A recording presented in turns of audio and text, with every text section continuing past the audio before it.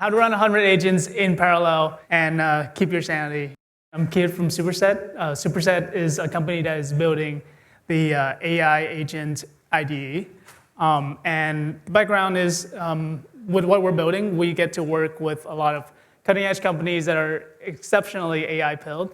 And we get to see how everyone is pushing the envelopes. Like the Mastra team are doing crazy stuff as well. And we get a lot of privy into what they're doing. And things are getting pretty weird.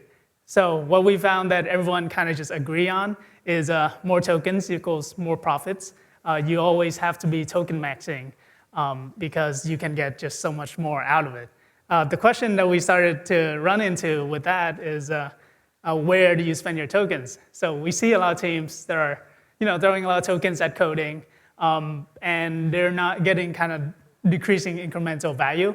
And so we, as a company, try to set out to kind of break down this problem. And to break it down, I married my two greatest love, which is one, coding, and two, supply chain and manufacturing, specifically the lean manufacturing process by Toyota. And there's a book that illustrates this process really well in a layman's context called The Goal. There's also a movie for it if you don't have the attention span for the book. But in summary, it kind of breaks down the process. We try to break it down in a way that instead of as an engineer, that's like a line person on the line, try to pull it out and look at the whole software development cycle as a line manager. And so we try to break down the process of software development as a manufacturing process. And you have your kind of like trigger loop, which is a trigger step, which is kind of the intent comes in, customer feedback, something blew up, or any other trigger that requires something to change essentially in your code base. Next thing is you plan, which it may or may not happen as a step, but generally there's some planning that's involved before the code change is made.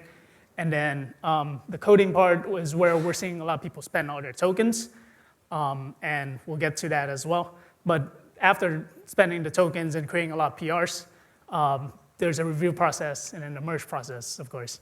And I've color-coded this here such that the green part is where it's mostly agent-driven, and the rest of it is less so, very much high human touch.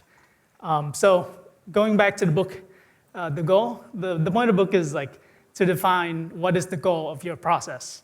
And so you're gonna define what is your unit, what's your throughput, and what is the bottleneck. So we go back to the example. Our throughput as engineers, which is something measurable, is a merge PR, which you want to proxy into like actual customer value, but something measurable is a PR for us right now. And if we go back to the original process, this is something that kind of maps to what we have internally for us, which is like we can get a lot of triggers in to create PRs. We have a plan loop that's more human-driven, so it's a little bit like lower throughput, and then in the coding, you just go bird. Like there's so many PRs being generated. We have like 400 open PRs in our GitHub. And then it goes into the review loop where a human has to look at it and it just drops.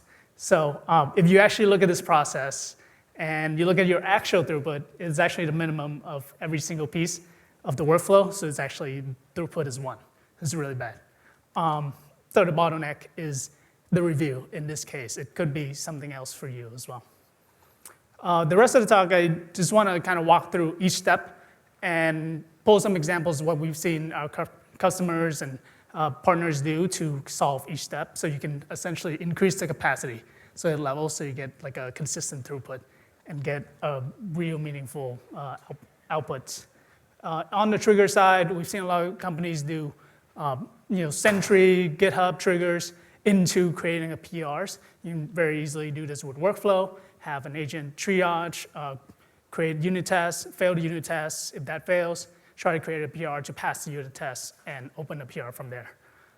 And you can run a cron job, do a lot of interesting stuff to basically trigger a lot of PRs being created.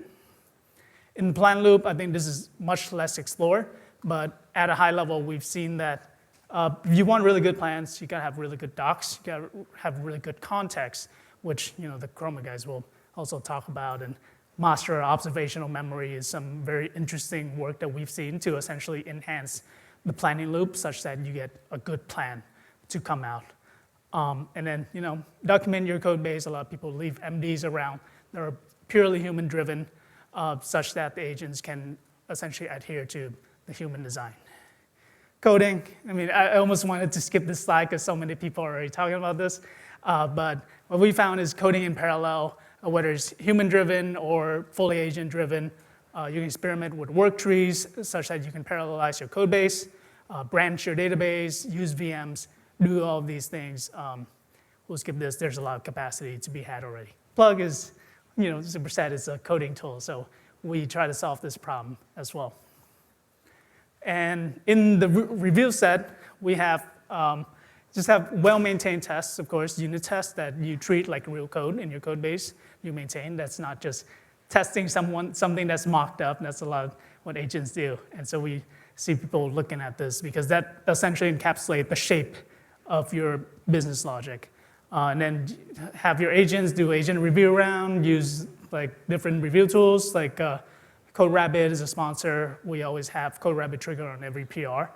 And then self-driven validation, have the agents be able to drive your product and visually verify or like instrument and then read the logs. And then structure your code base to run in parallel. There's a lot of prior work out there as well for that. I'm going to breeze through the rest of it, but the merge time is where it's mostly human-driven, and I think everyone would recommend not automatically merging in every single PR.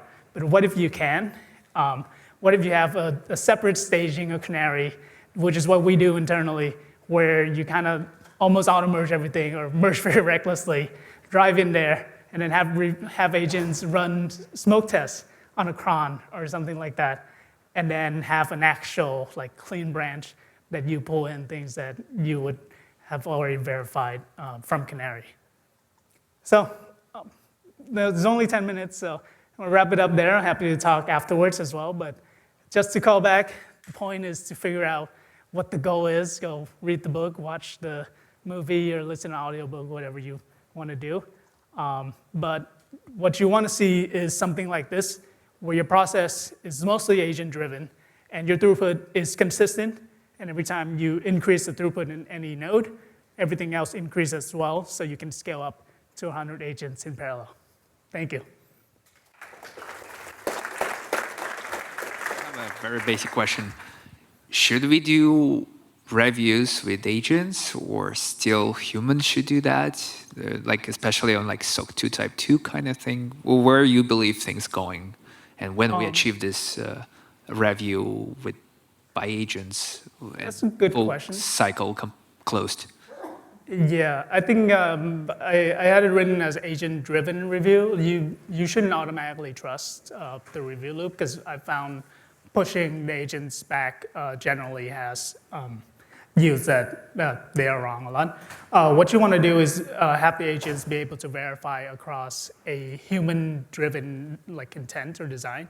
So what we've seen is spending a lot of time in planning and architecture as an architect, and then making sure the review itself, if it's agent-assisted, that it's matching the boundaries that you're setting for the code base.